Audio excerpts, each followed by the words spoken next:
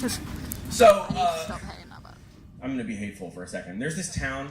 It's a terrible town. It's called Rockford, Illinois, and it's a garbage place, and you should never go there. It sucks so bad. That's not fair. Rockford's fine.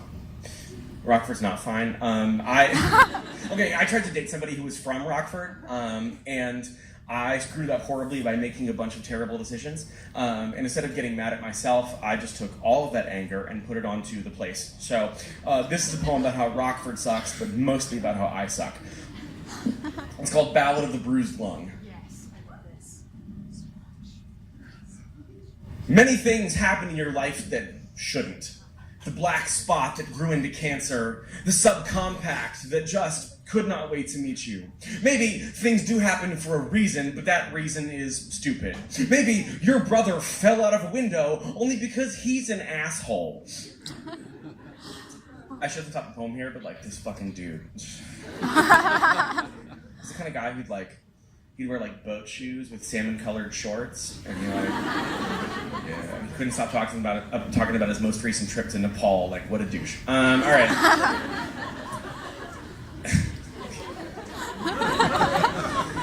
I love you, but I can't keep letting you show up where I am and remind me of what I said to you all those times I was drunk that one time. Most of them were just hurtful nonsense, but I am proud of you are like a comet! Every so often you come around to fuck up my shit!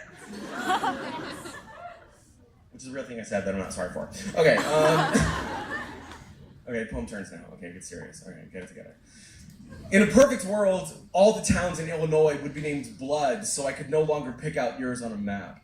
When you're dumb enough for long enough, you're gonna meet someone too smart to love you. And they're gonna love you anyway. And it's gonna go so poorly. It must be odd for our mutual friends who like me more but think you were right. To say I hate you would imply a world in which I kissed more than your stomach. Look, we've established that I'm a jerk, so let me say this. I'm a flat tire, and you are a pothole full of lug nuts. I'm a pile of bricks, and you are holding a sledgehammer, which is to say, I would not exist without you.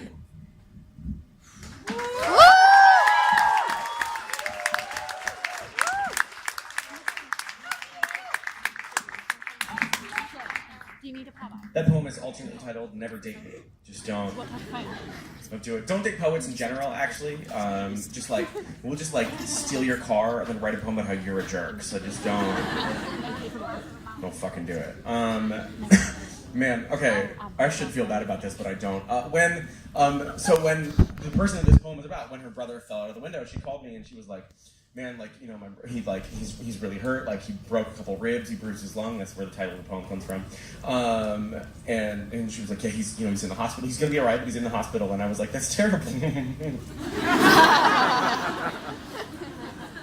I hope he's all right.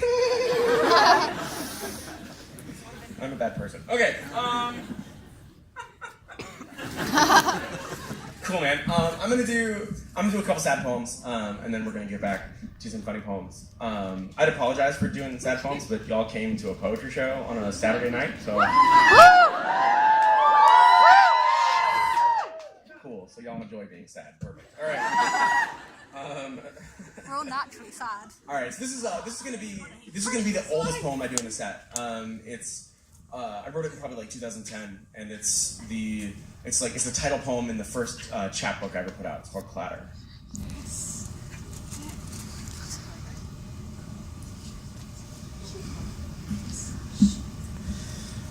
It's impossible to imagine a color you haven't seen. I can't call my mother because she makes me panic. When I say I'm crying, what I really mean is that I want to cry, but can't. Instead of dying, the jellyfish simply ceases to move. Glass moves like any other liquid, but slower. Sex is another way of communicating with your body, like self-harm or sign language. I complete 5 crosswords a day because it stops the panic. Trucks are downshifting on Main Street. Most of what I do to stop the panic. Could ever cry things outside my head because they all seem so far away. Hair is partially composed of cyanide. Napalm is just gasoline and plastic. I am just carbon and bad timing. If I were someone else, I think I'd still be mentally ill. It's impossible to imagine a color you haven't seen.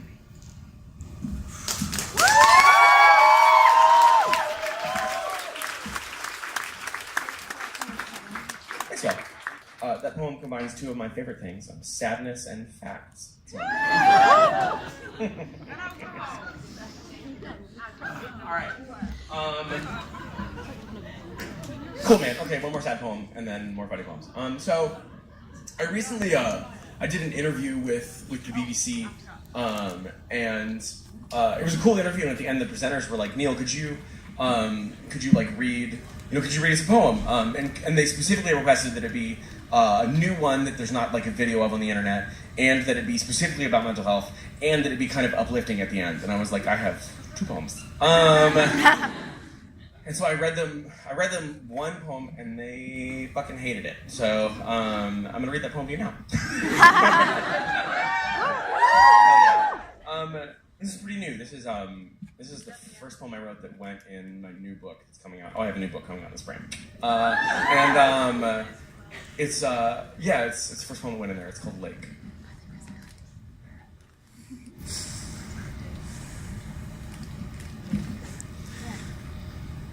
There's a fire somewhere downriver.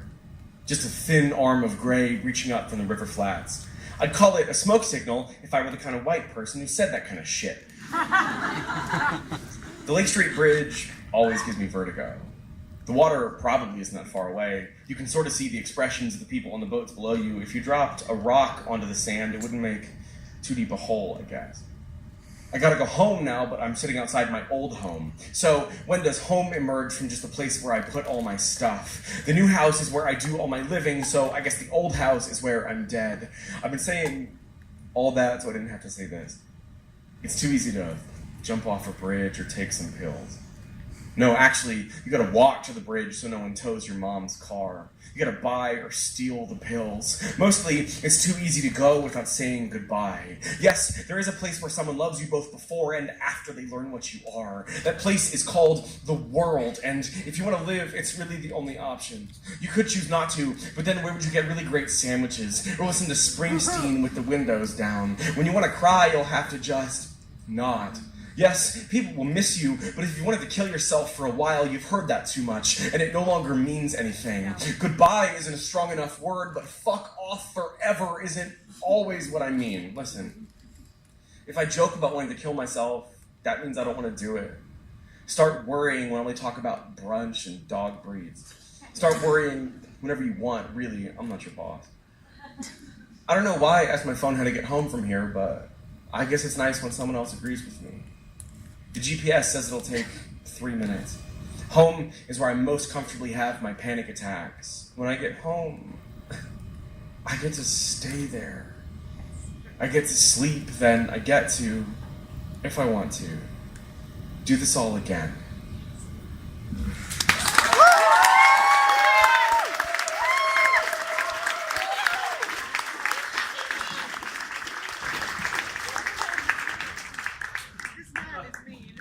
Thanks, y'all. Hell yeah.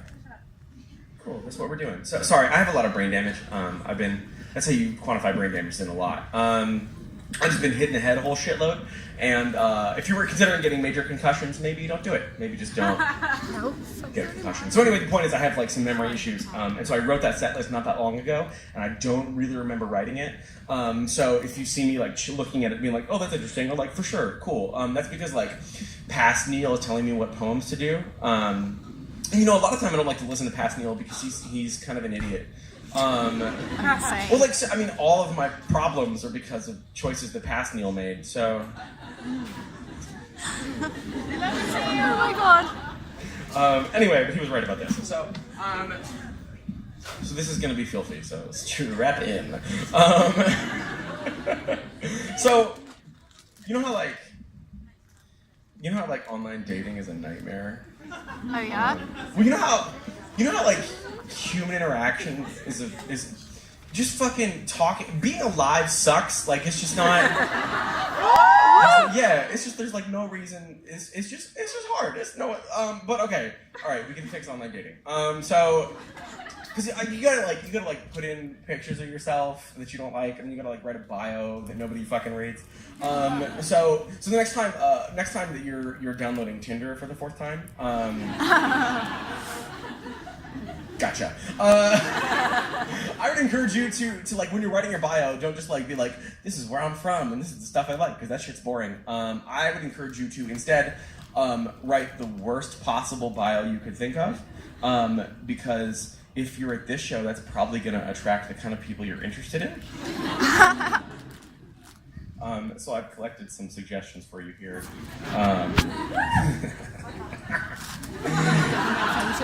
This is rejected ideas for Tinder profiles.